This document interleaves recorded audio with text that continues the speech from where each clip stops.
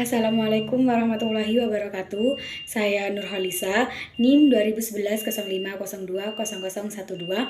Di sini saya akan mereview materi dari Bapak Dr. Abdul Wadud Nafis, LCMEI, yaitu tentang pengangguran dalam perspektif ekonomi Islam. Yang pertama, kita harus mengetahui apa sih definisi dari pengangguran itu sendiri. Pengangguran adalah orang yang masuk dalam angkatan kerja, yaitu dari usia 15 sampai 64 tahun atau dikenal dengan usia yang produktif, yang sedang mencari pekerjaan dan belum mendapatkannya.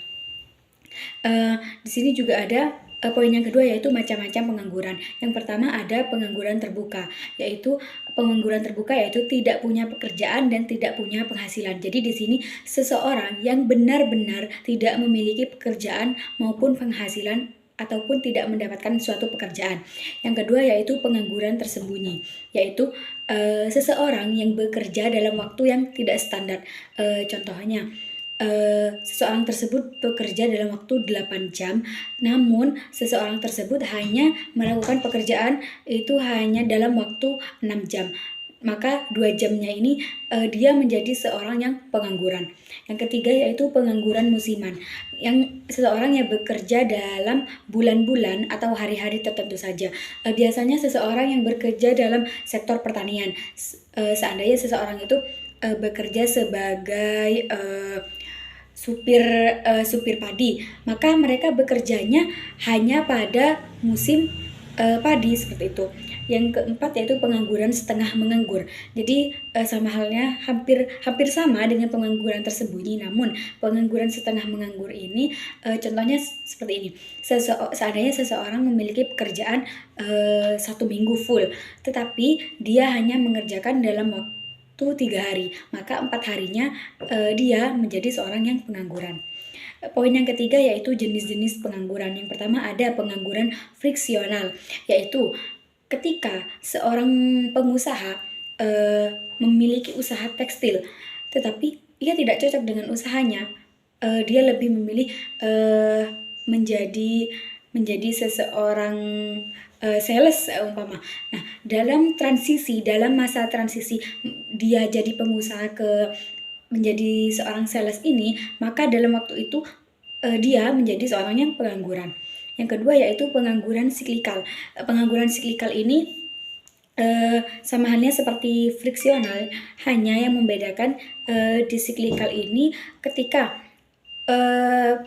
perusahaan ingin memproduksi suatu sepatu, ya, tetapi ada faktor-faktor yang membuat memproduksi sepatu ini jumlahnya tidak begitu banyak, maka perusahaan tersebut harus terpaksa mengurangi tenaga kerjanya yang awalnya 500 menjadi 400 karyawan. Nah, 100 karyawannya ini termasuk pengangguran siklikal karena mereka di PHK oleh perusahaan tersebut.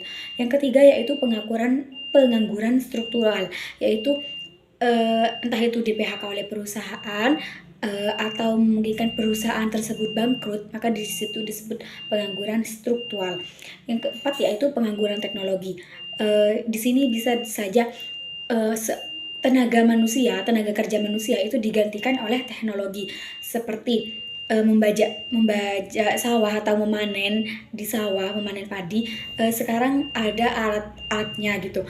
Nah, di situ namanya pengangguran teknologi. Jadi digantikan oleh teknologi yang ada.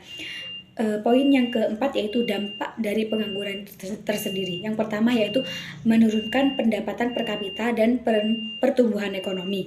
Yang kedua, meningkatnya biaya sosial. Yang ketiga, menurunkan aktivitas perekonomian. Yang keempat, terjadinya kemiskinan. Yang kelima, menurunkan penerimaan negara. Jadi di sini intinya pengangguran ini sangat berdampak sangat besar bagi perekonomian suatu negara.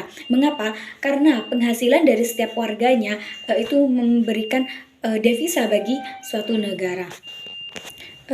Lanjut kepada poin yang kelima yaitu penyebab dari pengangguran itu sendiri. Yang pertama yaitu tidak sebanding antara penawaran dengan permintaan pekerja.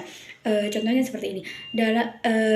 Pada tahun 2021 seseorang yang meminta pekerjaan kepada seseorang yang membuka lowongan pekerjaan itu ada sejumlah 1 juta, tetapi perusahaan tersebut hanya menerima 500 pekerja. Nah, 500 orang tersebutlah yang uh, tidak mendapatkan pekerjaan, maka disebut tidak sebanding penawaran dengan permintaan pekerja. Yang kedua yaitu turunnya pengeluaran total dan output. Yang ketiga perubahan teknologi. Yang keempat waktu yang dibutuhkan untuk mencari pekerjaan. Poin yang keenam yaitu cara mengatasi pengangguran. Yang pertama yaitu menyelenggarakan bursa tenaga kerja. Jadi terdapat kantor bursa tenaga kerja di mana di situ menginput orang-orang yang tidak memiliki pekerjaan dan tentunya akan berusaha untuk mencarikan pekerjaan. Yang kedua yaitu informasi lowongan pekerjaan. Sekarang kan teknologi sudah 5.0. Jadi di sini peran sosial media itu sangat bagus bagi kita sebagai pencari pekerjaan. Itu di situ ada info lowongan kerja, maka bisa kita gunakan untuk mendapatkan informasi-informasi tentang pekerjaan. Yang ketiga yaitu memberikan pelatihan kerja. Yang keempat meningkatkan jiwa kewirausahaan. Poin yang terakhir yaitu pengangguran dalam perspektif ekonomi Islam.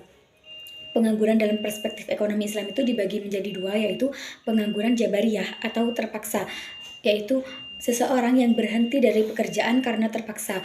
Yang pertama mungkin karena mereka dipecat atau di PHK, yang kedua mungkin karena dari perusahaan itu sendiri yang bangkrut atau mengalami faktor-faktor yang lain.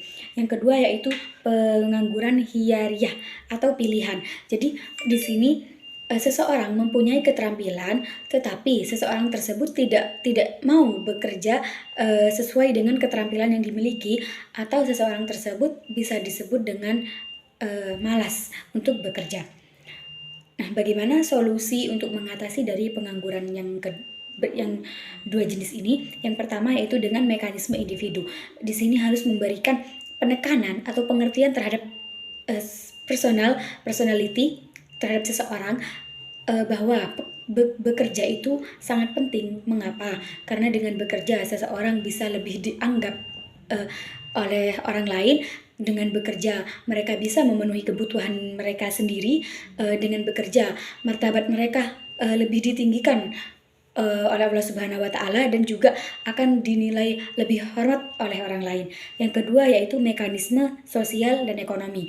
Jadi dengan bekerja perekonomian mereka akan lancar dan mungkin tidak akan berpengaruh kepada orang lain, salah satunya, atau mungkin mereka akan berhutang seperti itu. Mungkin itu saja yang bisa saya sampaikan. Kurang lebihnya mohon maaf. Wassalamualaikum warahmatullahi wabarakatuh.